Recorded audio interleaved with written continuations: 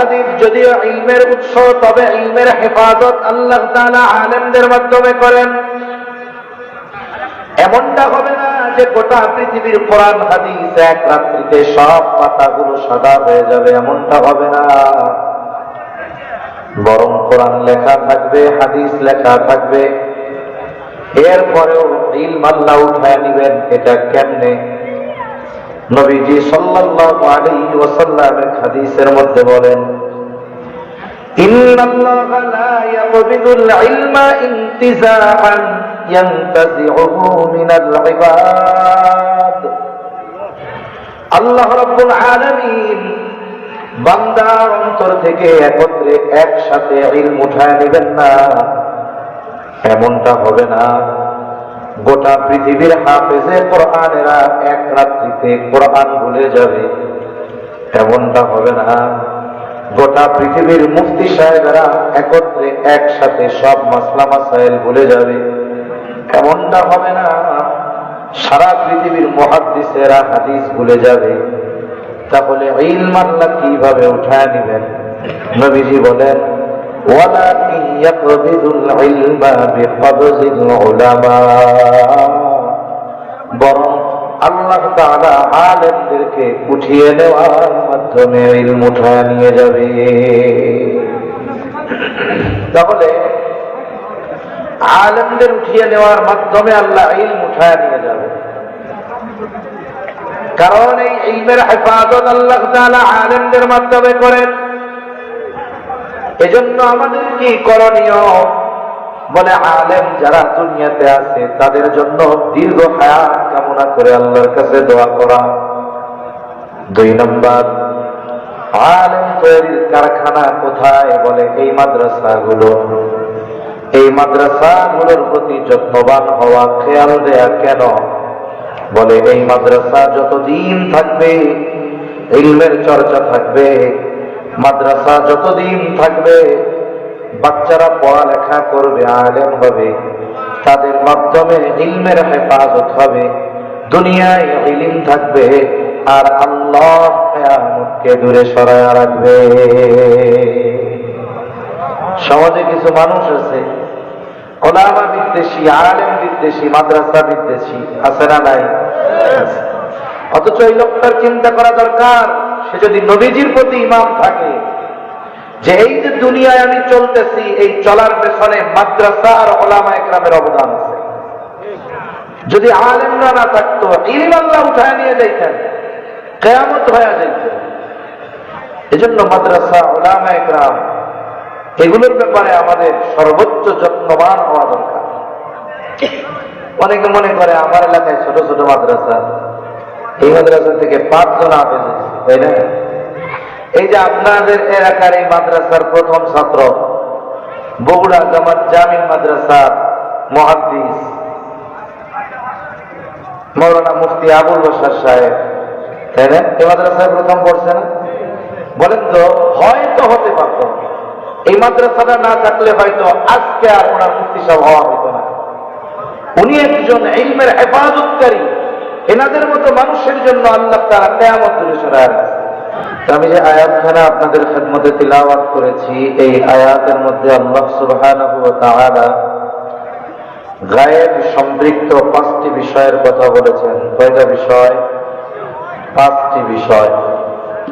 এবং এই 5টি বিষয়কে হাদিসের মধ্যে মাফাতিহুল গায়েব, গায়েবের চাবি সমূহ বলে অভিহিত করা হয়েছে।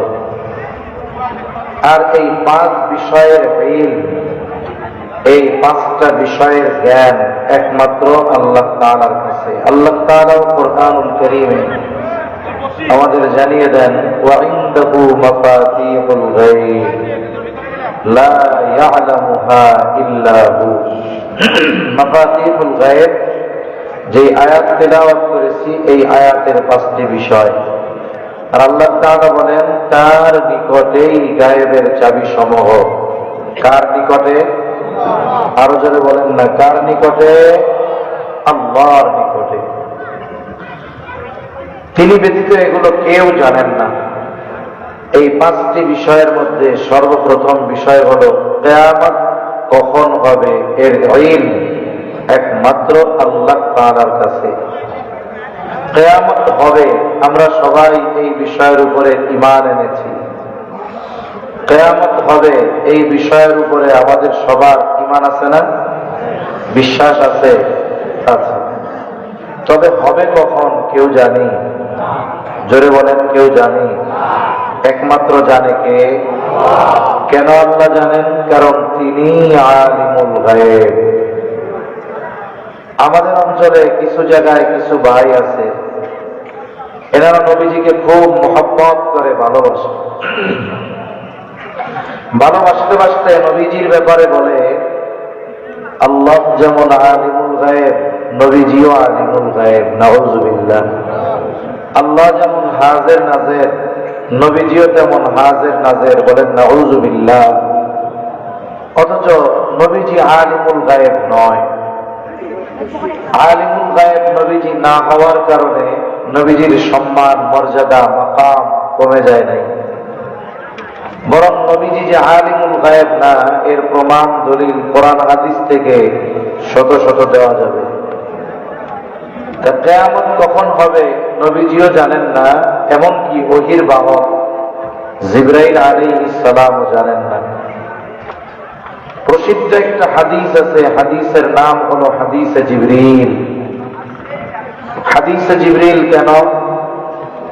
জিবরাইল আলাইহিস সালাম মানবাকৃতিতে নবীজি সাল্লাল্লাহু আলাইহি ওয়াসাল্লামের কাছে এসেছেন সাহাবায়ে কেরামের উপস্থিতিতে। উদ্দেশ্য হলো সাহাবায়ে কেরামকে দ্বীনের মৌলিক বিষয়গুলো শিক্ষা দেওয়া। এই জন্য হাদিসটার আরেক নাম হলো উম্মুস সুন্নাহ। নবীজি সাল্লাল্লাহু আলাইহি ওয়াসাল্লামকে জিবরাইল আলাইহিস সালাম বেশ কয়েকটা প্রশ্ন করেছেন। প্রশ্ন নবীজি জবাব দিয়েছেন। যতক্ষণ না নবীজি জিবরাইল আলাইহিস সালামের পরিচয় সাহাবায়ে কেরামকে না জানিয়েছেন, ততক্ষণ পর্যন্ত সাহাবায়ে কেরাম জানতে পারে নাই, চিনতে পারে নাই মানবাকৃতিতে এই যে ব্যক্তি আসলো ইনি কে। যেই কয়েকটা প্রশ্ন করেছে এর মধ্যে একটি প্রশ্ন হলো আখবিরনি আনিস সাআহ। জিবরাইল আলাইহিস সালাম বলতেছে, আপনি আমাকে কিয়ামতের ব্যাপারে খবর দেন, কিয়ামত কখন হবে। নবীজি জবাব দেন, মাল মাসউলু আনহা বিআ'লামা মিনাস সাইল। এই ব্যাপারে যাকে প্রশ্ন করা হয়েছে তিনি প্রশ্নকারীর চাইতে বেশি জানেন না। তার মানে কিয়ামত কখন হবে নবীজিও জানেন না, জিবরাইল আলাইহিস সালামও জানেন না কিয়ামত কখন হবে। তবে নবীজি সাল্লাল্লাহু আলাইহি ওয়াসাল্লাম কিয়ামতের অনেক আলামতের কথা বলেছেন। এই হাদিসের মধ্যেও দুইটা আলামত আছে, আমি সেগুলোর দিকে যাব না। তবে আমি একটা হাদিস আপনাদের খেদমতে পাঠ করছি, যে হাদিসের মধ্যে নবীজি সাল্লাল্লাহু আলাইহি ওয়াসাল্লাম 6টি বিষয়ের কথা বলেছেন। কয়টা বিষয়? আরো জোরে কোন? কয়টা? 6টা। নবীজি বলেন এই 6টি বিষয় সংগঠিত না হওয়া পর্যন্ত কিয়ামত সংগঠিত হবে না। আমাদের মধ্যে অনেক যুবক ভাই আছে যারা কিয়ামত সম্পৃক্ত, ইমাম মাহদী আলাইহিস সালাম সম্পৃক্ত, দাজ্জাল সম্পৃক্ত আলোচনাগুলো খুব শুনে।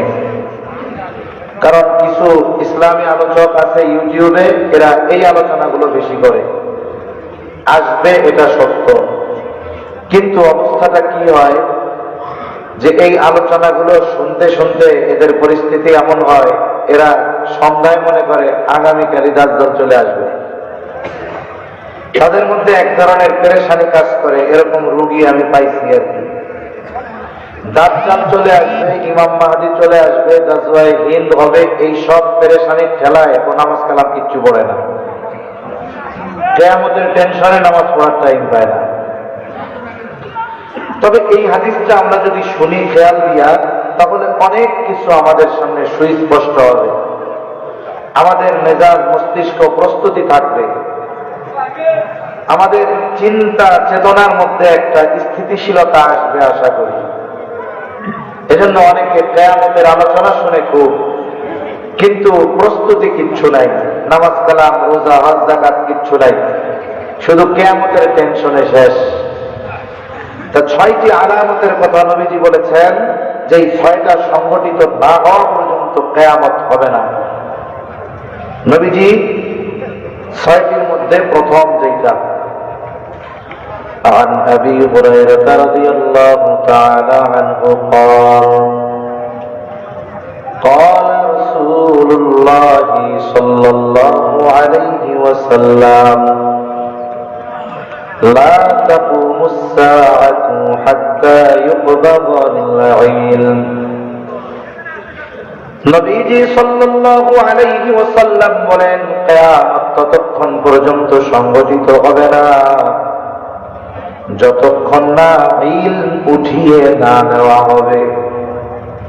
তার মানে কিয়ামতের আগে ইলম উঠায় নেওয়া হবে। এই কথাটাকে আগে এক সময় গ্রামের মানুষ নিজেদের ভাষায় বলতো যে কিয়ামতের আগে আল্লাহ তাআলা কোরআন হাদিস উঠায় নিয়ে যাবে। এখন আর একজন জিজ্ঞাসা করে, ভাই কোরআন হাদিস আল্লাহ কিভাবে উঠায় নেবে? ওই সময় মানুষগুলো তাদের অনেক গল্প বলতো, গল্প যে আল্লাহ তাআলা কোরআন হাদিস উঠায় নিবে এমনে যে একদিন ইমাম সাহেব নামাজে দাঁড়াবে, সূরা ফাতিহা ভুলে যাবে, সেও ভুলবে, সে মনে করবে পেছন থেকে মুসল্লিরা আমারে স্মরণ করায় দিবে, কিন্তু দেখা যাবে মুসল্লিরাও ভুলে গেছে। এইবার ইমাম সাহেব নামাজ ছেড়ে দিয়ে মসজিদের তাক থেকে কোরআনটা হাতে নিবে সূরা ফাতিহা দেখার জন্য, কিন্তু কোরআন খুলে দেখবে কোরআনের পাতাগুলো সাদা হয়ে গেছে, কোনো লেখা নাই। এটা ছিল গল্প। এটা কি বলেন তো? গল্প। কোরআন হাদিস যদিও ইলমের উৎস, তবে ইলমের হেফাজত আল্লাহ তাআলা আলেমদের মাধ্যমে করেন। এমনটা হবে না যে গোটা পৃথিবীর কোরআন হাদিস এক রাত্রিতে সব পাতাগুলো সাদা হয়ে যাবে, এমনটা হবে না।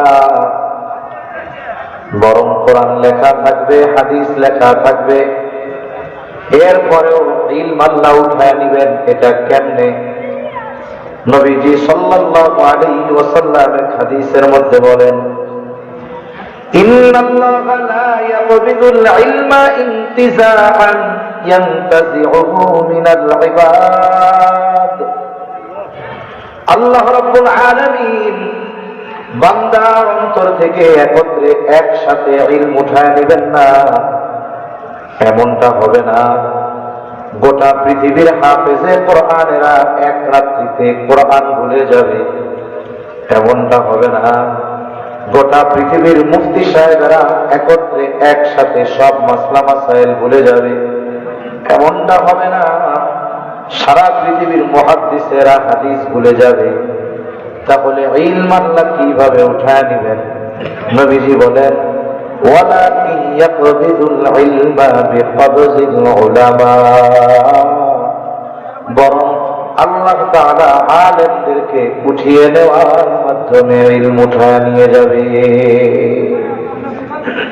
তাহলে আলেমদের উঠিয়ে নেওয়ার মাধ্যমে আল্লাহ ইলম উঠায় নিয়ে যাবে, কারণ এই ইলমের হেফাজত আল্লাহ তাআলা আলেমদের মাধ্যমে করেন। এজন্য আমাদের কি করণীয়? বলে আলেম যারা দুনিয়াতে আছে তাদের জন্য দীর্ঘ হায়াত কামনা করে আল্লাহর কাছে দোয়া করা। 2 নম্বর, আলেম তৈরির কারখানা কোথায়? বলে এই মাদ্রাসাগুলো। এই মাদ্রাসাগুলোর প্রতি যত্নবান হওয়া, খেয়াল দেয়া। কেন? বলে এই মাদ্রাসা যতদিন থাকবে ইলমের চর্চা থাকবে, মাদ্রাসা যতদিন থাকবে বাচ্চারা পড়ালেখা করবে, আলেম হবে, তাদের মাধ্যমে ইলমের হেফাজত হবে, দুনিয়ায় ইলম থাকবে, আর আল্লাহ কিয়ামতকে দূরে সরায় রাখবে। সমাজে কিছু মানুষ আছে ওলামা বিদ্বেষী, আলেম বিদ্বেষী, মাদ্রাসা বিদ্বেষী, আছে না নাই? অথচ এই লোকটার চিন্তা করা দরকার, সে যদি নবীজির প্রতি ঈমান থাকে, যে এই যে দুনিয়ায় আমি চলতেছি, এই চলার পেছনে মাদ্রাসা আর ওলামা একরামের অবদান আছে। যদি আলেমরা না থাকতো, ইলম আল্লাহ উঠায় নিয়ে যাইতেন, কিয়ামত হয়ে যাইত। এজন্য মাদ্রাসা, ওলামা একরাম এগুলোর ব্যাপারে আমাদের সর্বোচ্চ যত্নবান হওয়া দরকার। অনেকে মনে করে আমার এলাকায় ছোট ছোট মাদ্রাসা, এই মাদ্রাসা থেকে 5 জন হাফেজ হয়েছে, তাই না? এই যে আপনাদের এলাকার এই মাদ্রাসার প্রথম ছাত্র বগুড়া জামাত জামিল মাদ্রাসার মুহাদ্দিস মাওলানা মুফতি আবুল বশর সাহেব, তাই না? এই মাদ্রাসায় প্রথম পড়ছে না? বলেন তো, হয়তো হতে পারত, এই মাদ্রাসাটা না থাকলে হয়তো আজকে আর ওনার মুফতি সাহেব হওয়া হইতো না। উনি একজন ইলমের হেফাজতকারী। এনাদের মতো মানুষের জন্য আল্লাহ তাআলা কিয়ামত দূরে সরায় রাখছে। উনি পড়ছে জামিল মাদ্রাসার মুহাদ্দিস, পড়ছে গিয়ে হাটহাজারিও পড়ছে, জামিলে পড়ছে। বড় বড় মাদ্রাসার ছাত্ররা কোথা থেকে যায়? বলে ছোট ছোট মাদ্রাসা থেকে একসময় বড় মাদ্রাসায় যায়। ছোট মাদ্রাসাগুলো যদি আমাদের অবহেলার শিকার হয়, মাদ্রাসা যদি বন্ধ হয়ে যায়, ওই বড় বড় মাদ্রাসাগুলো বন্ধ হয়ে যায়। দাওরা হাদিসে হাজার হাজার ছাত্র হবে না, কারণ এই সারা দেশ থেকে বড় বড় প্রতিষ্ঠানে যে ছাত্ররা যায়, তাদের হাতে খড়ি, তাদের জীবনের শুরু হয় এইরকম কহিত মাদ্রাসার মতো গ্রামের মাদ্রাসাগুলো থেকে। এগুলো হলো এই বড় বড় মাদ্রাসার ভিত। বিল্ডিং এর ভিত্তি দেখা যায়, মাটির নিচে যেটা দেয় বিল্ডিং বানানোর লেগে, ওইটা কি দেখা যায়? অথচ বিল্ডিং টিকে থাকে ওই যেটা দেখা যায় না, ওইটার কারণে। আমরা বড় বড় মাদ্রাসাগুলো দেখি, বড় বড় স্থাপনা দেখি, কিন্তু এরকম ছোট ছোট বিল্ডিং, ছোট ছোট ঘর, এই মাদ্রাসাগুলোর অবদান ওই বড় বড় মাদ্রাসাগুলো হওয়ার পেছনে। তাহলে আমরা মাদ্রাসাগুলোর প্রতি যত্নবান হব, উলামা ইকরামের সর্বোচ্চ কল্যাণকামী হব।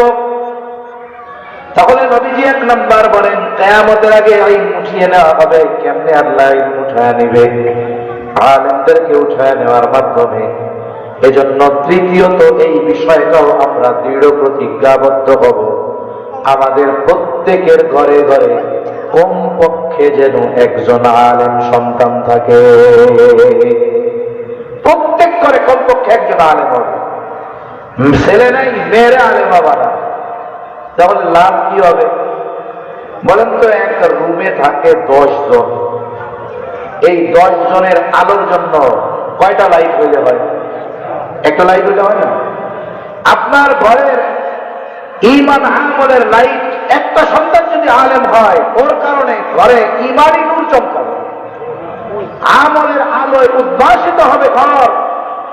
এজন্য তৃতীয় এই বিষয়টাও আমরা চেষ্টা করব যে প্রত্যেক ঘরে কমপক্ষে একজন আলেম, ও হবে আমার ঈমান আমল হেফাজতের আলো।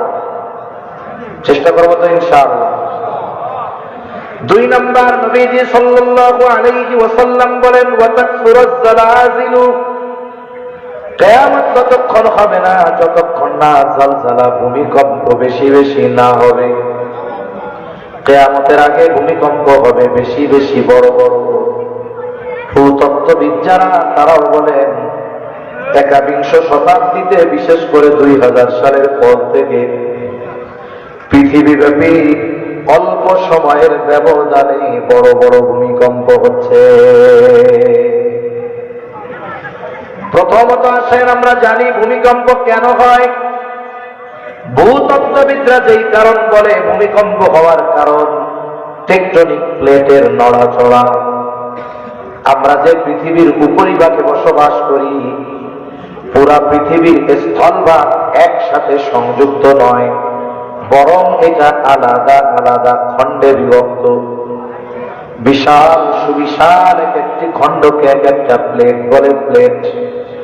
আমরা আছি ইন্ডিয়ান প্লেটে, আমাদের পাশে আছে বার্মা প্লেট, এর পাশে আছে ইউরোশিয়া প্লেট।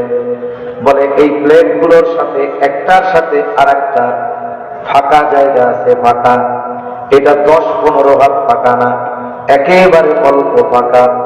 এই কারণে এই প্লেট গুলো একটা একটা নড়াচড়া করে, একটার সাথে একটা ধাক্কা লাগে, একটার সাথে একটার চাপ লাগে। বলে এই জন্য পৃথিবীতে দৈনিক 50,000-এর উপরে ভূমিকম্প হয়, তবে কম্পনের মাত্রা কম, এই জন্য আমরা মানুষ এটা অনুভব করতে পারি না। কিন্তু মাঝে মধ্যে যখন কম্পনের মাত্রা বেড়ে যায়, 5.7 মাত্রার ভূমিকম্প হয়েছিল ঢাকাতে, উৎপত্তি স্থল নরসিংদী। ঢাকায় যারা দেখেছে তারা জানে কেমন যেন মনে হচ্ছিল কিয়ামত শুরু হয়ে গেছে। ছিলেন কেউ ঢাকায় ওই সময়? ছিলেন ঢাকায়? ছিলেন কেউ যখন ভূমিকম্প হয়েছে কয়েক সপ্তাহ আগে? কেউ ছিলেন না? না থাকলে বোঝা যাইত কি অবস্থা। মানুষেরা ঘর থেকে বাহির হয়ে রাস্তায় চলে আসছে, মনে হচ্ছিল এই বুঝি ছাত্রা বুকের উপরে পড়ে যাবে। খাট কেমন যেন কাঁপতেছিল, শোকেস গুলো কাঁপতেছে, আওয়াজ হচ্ছে টাস টাস করে জানলার গ্লাস গুলাতে। মানুষেরা যেই ঘরের মধ্যে নিজেদের সবচাইতে বেশি নিরাপদ মনে করে, ওই ঘর ছেড়ে, বিল্ডিং ছেড়ে সব মানুষেরা মুহূর্তের মধ্যে রাস্তায় নেমে আসছে, জোরে জোরে চিৎকার করতেছে, আল্লাহ আল্লাহ আল্লাহ আল্লাহ, বাঁচাও বাঁচাও। মনে হয়েছে কিয়ামত শুরু হয়ে গেছে, এক অবস্থা। এখন এই ভূমিকম্প কেন হয়? ভূতত্ত্ববিদরা বলেন টেকটনিক প্লেটের নড়াচড়ার কারণে হয়। দুনিয়ার সব কারণ এক পাশে রাখেন, এটা হওয়ার মূল কারণ কি কোরআন হাদিসে আছে কিনা এটা একটু আমাদের দেখা দরকার আছে না নাই? চা পানি আসেনি, থাকলে একটু দিয়ে গরম পানি ব্যাগে দিয়ে, আর এই কাদিয়ানি পানি ওটাই শুনতে হয়ে যাবে।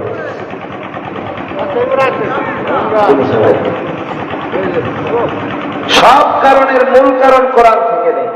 আল্লাহ তাআলা কি বলেন? ভূমিকম্প কেন হয়? আল্লাহ বলেন ظهر الفساد في البر والبحر بما كسبت أيدي الناس। আল্লাহ তাআলা বলেন পানিতে স্থলে যত ধরনের বিপর্যয় হয় এগুলো সব মানুষের হাতের কামাই। পানিতে বিপর্যয় কি হয়? বলে জলোচ্ছ্বাস, সিডর, আইলা লাইলা, সুনামি।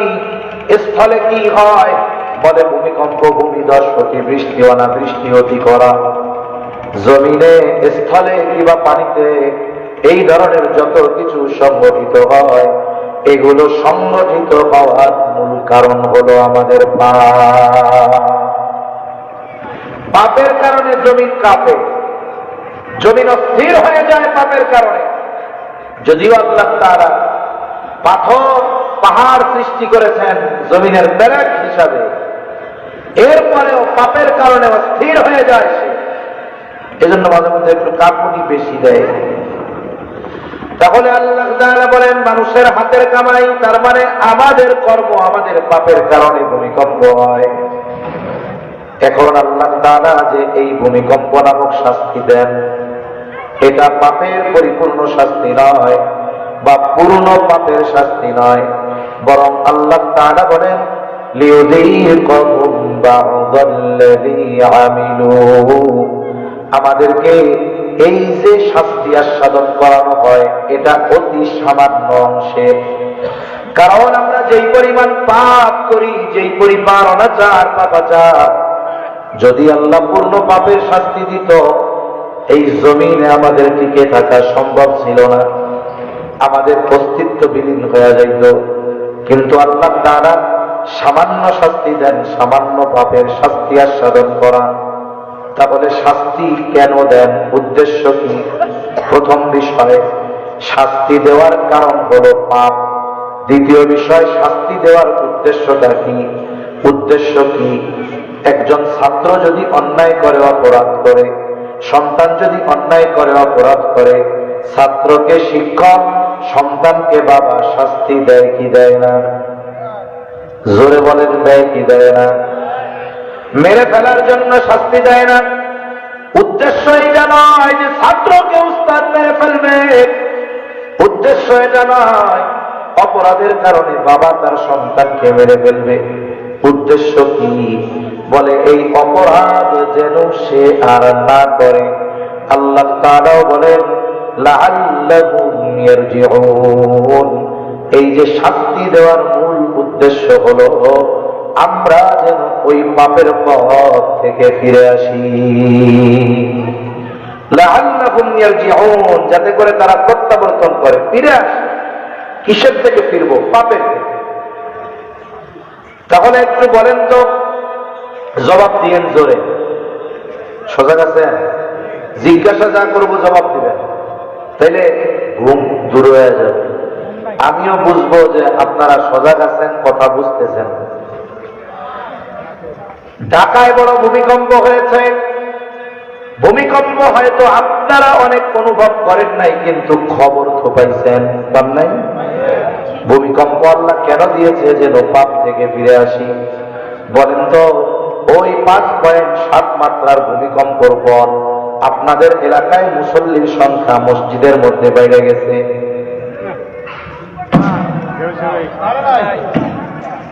জোরে কোন সবাই বাড়ছে? তাহলে ভূমিকম্প হয়েছে, মসজিদে মুসল্লি বাড়ে নাই। তাহলে মনে হয় আপনাদের এলাকায় চায়ের দোকানের আড্ডাগুলো বন্ধ হয়ে গেছে, তাও হয় নাই। তাহলে মনে হয় চার দোকানের টেলিভিশন গুলাই এখন আর নাচ গান হয় না, শুধু ওয়াজ মাহফিল আর কোরআন তিলাওয়াত চালু হয়ে গেছে। তার মানে নাচ গান এখনো আছে। আচ্ছা, তাইলে মনে হয় আপনাদের এলাকার লোকগুলো ভূমিকম্পর খবর শুই না, যারা সুদ খাইতো এরা আর সুদ খায় না, যারা ঘুষ খাইতো এরা মনে হয় আর ঘুষ খায় না। তার মানে বোঝা গেল কি, ভূমিকম্পর পরেও আমাদের পরিবর্তন হয় নাই। আল্লাহ তাআলা তো ভূমিকম্প দিয়েছিলেন যেন আমরা নেকের পথে আসি, শয়তানের পথ থেকে ফিরি। যেহেতু আমাদের পরিবর্তন হয় নাই, আমরা আছি যেই সেই। কি আছি? জোরে কম। যেই সেই। কামার চিনেন? কামার কি করে বলতো? কামার যখন লোহারে বাইরে, লোহা কিন্তু কথা কয় না? কি কয় বলতো? কামার যখন লোহাকে পিটায়, লোহা কেমন যেন বলে, ও কামার, তুমি আমাকে পুড়াইয়া পিটাইয়া হয়তো ছুরি বানাবা, নয়তো কোদাল বানাবা, নয়তো টেঙ্গি বানাইবা, নয়তো দা বানাইবা, নয়তো চাপাতি বানাইবা, কিন্তু সারা জীবন পিটাইয়া আমারে স্বর্ণ বানাইতে পারবা না। আমি যেই সেই। আমাদের অবস্থাও ওই রকম। ভূমিকম্প হোক, আঘাত গজব যা আসে আসুক, আমরা আছি যেই সেই। এখন বলেন তো, ওই যে ছাত্রকে শাস্তি দিয়েছে ওস্তাদ, উদ্দেশ্য অপরাধ যেন না করে। সন্তানকে শাস্তি দিয়েছে বাবা, অন্যায় যেন না করে, কিন্তু দেখা গেল শাস্তি দেওয়ার কয়েকদিন পরে আবার যেই সেই। বলেন তো, এইবার যদি ওস্তাদ আর বাবা ছাত্র আর সন্তানকে শাস্তি দেয়, আগের চাইতে শাস্তির মাত্রা বেশি না কম? তাহলে 5.7 মাত্রার এই ভূমিকম্প আমাদের মসজিদে মুসল্লি বাড়াতে পারে নাই, সুদ খাওয়া বন্ধ করাইতে পারে নাই, ঘুষ খাওয়াও বন্ধ হয় নাই, পাপাচার অনাচারও বন্ধ হয় নাই। তাহলে বলেন তো, এরপরে যদি ভূমিকম্প হয়, ওই ভূমিকম্পের মাত্রা এর চাইতে বেশি হবে না কম হবে? ওই সময় হয়তো এই তাসের গ্রামের লোকরাও টের পাবে যে ভূমিকম্প কারে কয়। এখন বলতে পারেন, হুজুর যে পাপের, তাহলে পাপের কারণে ভূমিকম্প হয়, বুঝলাম। এখন যদি আমরা এই কহিত গ্রাম বা আশেপাশের মানুষ যারা আছি, যারা শুনতেছি, আমরা যদি গোনা ছেড়ে দেই, তাইলে কি সারা পৃথিবীর ভূমিকম্প বন্ধ হবে? না না না, এমনটা হবে না। তবে যদি কোনো আযাব আমাদের পাপের কারণে এসে যায়, আমরা যদি ওই পাপের সাথে যুক্ত না থাকি, আর আযাব যখন আসে ভালো মানুষকে মন্দ মানুষকে যাচাই বাছাই হয় না।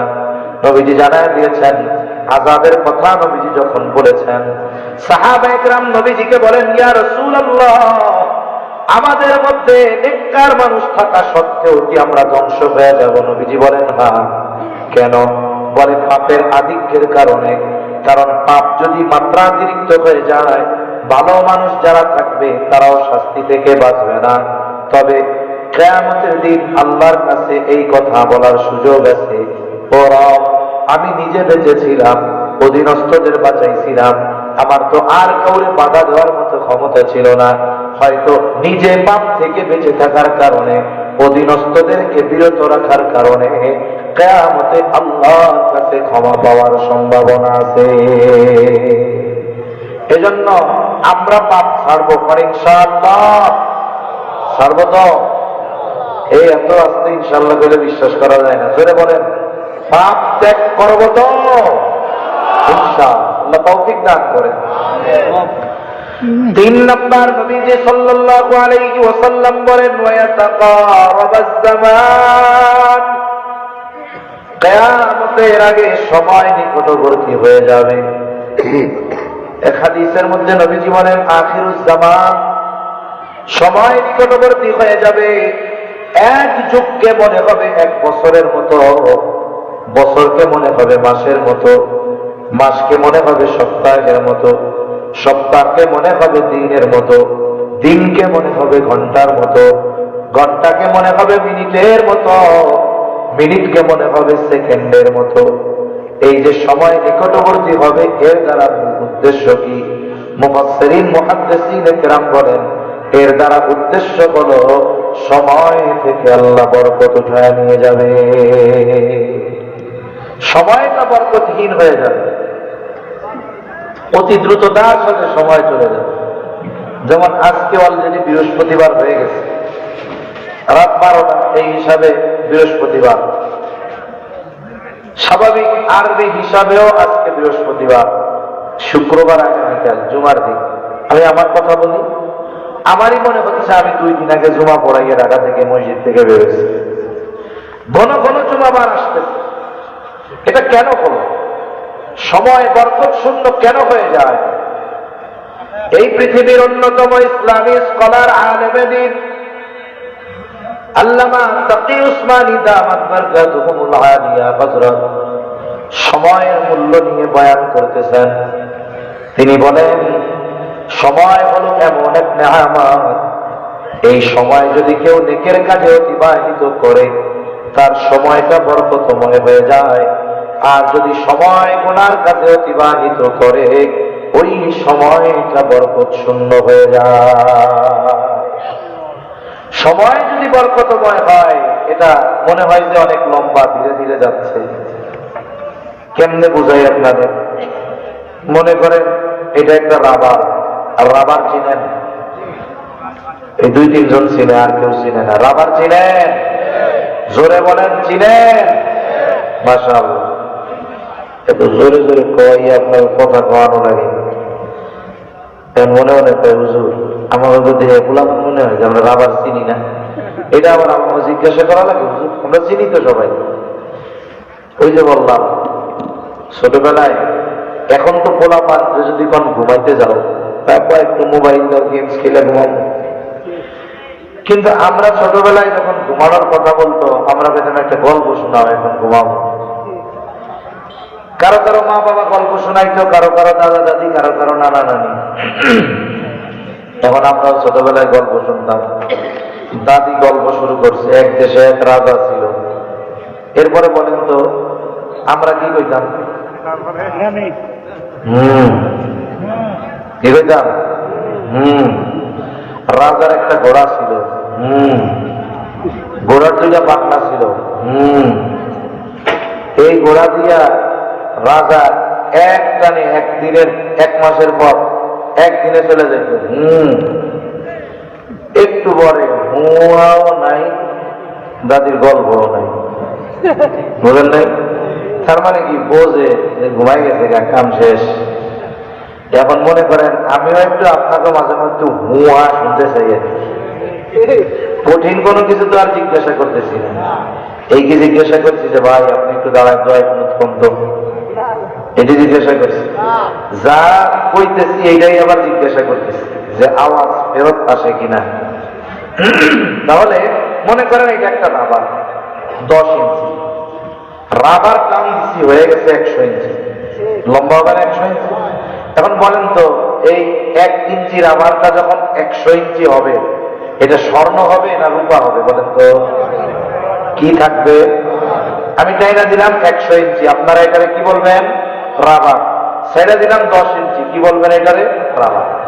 আচ্ছা, এবার আসেন, সময়টা হলো রাবারের মতো, টান দিছি রাবার, ছেড়ে দিছি রাবার। এখন এই সময়টা টান দিয়া বলানো যায় কেমনে? বলে নেক কাজ করার মাধ্যমে। একটা মানুষ যখন পজিটিভ ভালো কাজ নেকে শেষ হইতেছে না, যে কোনো ভালো কাজ এটা অল্প সময় হলেও মনে হয় দীর্ঘ সময় হইতেছে। যেমন নামাজের মধ্যে ইমাম সাহেব যদি কেরাত লম্বা করে, দেখবেন মুসল্লিদের কুদানি শুরু হয়ে যায়, তার মানে কেরাতটা অন্য সময়ের সাথে লম্বা মনে হইতেছে, হুজুর শখ করেন। এরপরে এই যে রোজার মাস আসতেছে সামনে, 1.5 মাসও নাই, আমরা মোটামুটি মসজিদে ওয়াজ মাহফিলে মানুষজন ওয়াজ করে ধরে ঠ্যাং হাত পাও ধরে একটু কোরআন শরীফ পড়াইতে রাজি হয়, একটু পড়েন, সারা বছর তো নাই। বৃদ্ধ মানুষ যেমন তেমন, আমার যুবক ভাইরাও যখন একটু জোহরের পরে কোরআনটা পড়তে বলি, 2-3 মিনিট পড়ে, পড়ার পরে এমন ভাব নিয়ে কোরআন শরীফ রাইখা দেয়, মনে হয় উনি 3 ঘন্টা কোরআন তিলাওয়াত করছে, কিন্তু পড়ছে মাত্র 5 মিনিট। কয় মিনিট? কোরআন শরীফ পড়ে রাইখা দিল।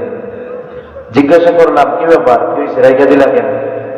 হুজুর চোখ ব্যথায়, মাজা ব্যথা হয়েছে, অনেকক্ষণ ধরে পড়তেছি তো, 5 মিনিট ধরে পড়ছি। চিন্তা করে দেয়। এরপরে বাইর হয়েছে মসজিদ থেকে, হাতে নিছে মোবাইল শরীফ, কোরআন শরীফ রাইখা কি শরীফ নিছে? মোবাইল শরীফ। এই যে এক নজরে টেপা শুরু করছে, চোখও ব্যথায় না, মাজা কোমরও ব্যথায় না, অস্থিরও লাগে না, একটানা যতক্ষণ চার্জ আর ইন্টারনেট শেষ না হয় ওনার একটুও কষ্ট লাগে না। আছে না নাই?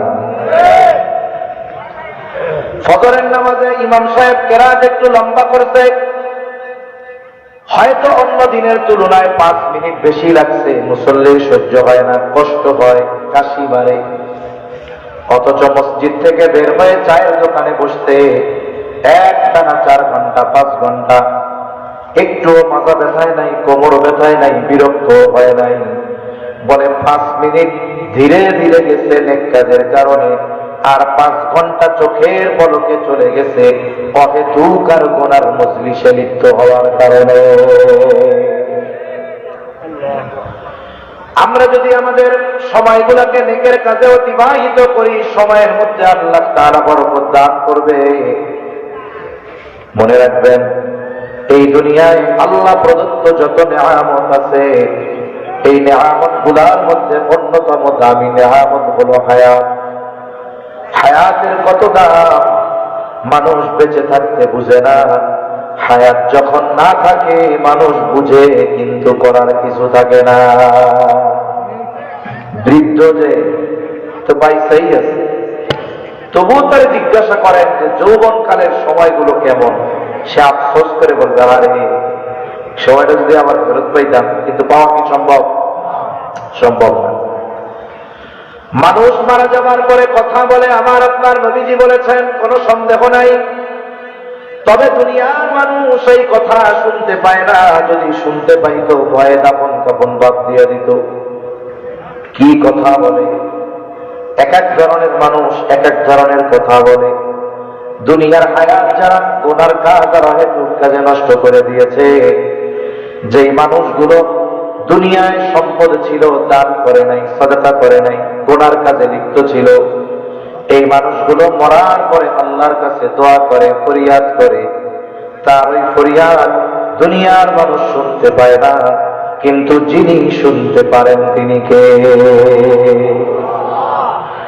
কি বলে ফরিয়াদ করে আল্লাহর কাছে? আল্লাহ তাআলা কুরআনুল কারীমের মধ্যে বলেন, ওই মানুষগুলো বলে, ফায়াকুল রাব্বি লাউলা আখখারতানি ইলা আজালিন করিব ফাআসাদদাক ওয়া আকুন মিনাস সালিহিন। ওরা যদি কিছু সময়ের জন্য অবকাশ দেওয়া হতো, আবার যদি একটু অবকাশ দিতেন, সুযোগ দিতেন, তার মানে আবার যদি একটু দুনিয়ায় যাওয়ার সুযোগ করে দিতেন। রব, আপনি সম্পদ দিয়েছিলেন, দুনিয়ার হায়াতে ওই সম্পদ থেকে সদকা করি নাই। ও রব, যদি সুযোগ দিতেন তাহলে সদকা করতাম, দান সদকা করতাম। ও রব, যদি একটু দুনিয়ায় যাওয়ার সুযোগ দিতেন, গত হায়াতে ভালো কাজ করি নাই, নেকের কাজ করি নাই, এবার যদি যাবার একটু সুযোগ দিতেন, ওয়াকুম মিনাস সালিহিন, আমি সৎ কর্মশীলদের অন্তর্ভুক্ত হয়ে যাইতাম। তার মানে যদি একটু দুনিয়ায় যাইতে দেন তাইলে দান সদকা করতাম, আমি নেকের কাজ করতাম, ভালো কাজ কর্ম সৎ কর্মশীলদের অন্তর্ভুক্ত হয়ে যাইতাম। বলেন তো ওই লোকটা যত আবেগ আর দরদ নিয়ে আল্লাহ তাআলার কাছে কিছু সময়ের জন্য অবকাশ চাক না কেন, আল্লাহ তাআলা তার ওই আবেগ মিশ্রিত আহ্বানের কারণে একটা সেকেন্ড তাকে পুনরায় দুনিয়ায় আসতে দিবেন নাকি? ওই সময় ফরিয়াদ করবে, কিন্তু একটা সেকেন্ডের জন্য দুনিয়া আসতে পারবো না। অথচ যেই জিনিসের জন্য এত কামনা, এত চাওয়া, সেই হায়াত আমাদের আছে, কিন্তু আফসোস হায়াত নষ্ট করে ফেলতেছি, হায়াত গুলোকে শেষ করে ফেলতেছি। দুনিয়া হাজার হাজার কোটি টাকার মালিক যে, সেও 10টা টাকা খরচ করার আগে 10 বার ভাবে। 1000 কোটি টাকার মালিক দোকানে গেছে, এক বোতল পানির দাম 20 টাকা। 1000 কোটি টাকার মালিককে দেখা দোকানদার পানির দাম চাইল 200 টাকা। বলেন তো 1000 কোটি টাকার মালিক 200 টাকা দিয়ে কিনবে নাকি? দোকানদাররে বলবে, এই বেটা ভোক্তা অধিকারের কাছে মামলা দিয়ে দিব।